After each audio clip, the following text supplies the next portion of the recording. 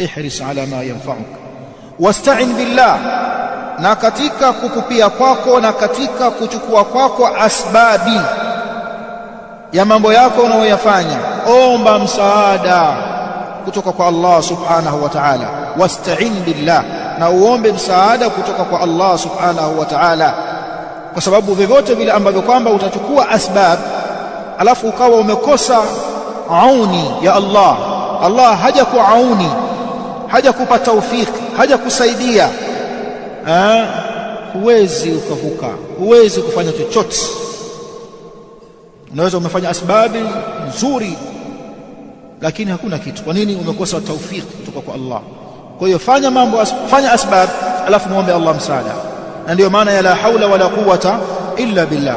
Hatuna hila wala nguvu ya kuepuka maasi. La hilata lana, hatuna hila ya kuepuka maasi, wala quwwa, wala hatuna nguvu ya kutenda taa illa billah, isipokuwa kwa msaada wa Allah subhanahu wa ta'ala. Wala ta'jaz, wala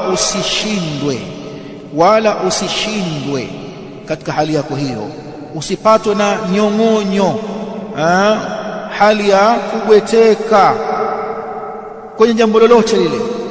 Muda wa kuwa lina manufaa na wewe, kusoma ilmu usiache, kuhudhuria darsa usiache, kusomesha usiache, siku na manufaa na wewe, naam, usiache.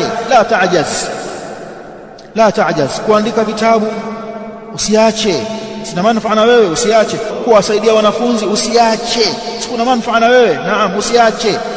Acha, muache shetani asije akakuchezea.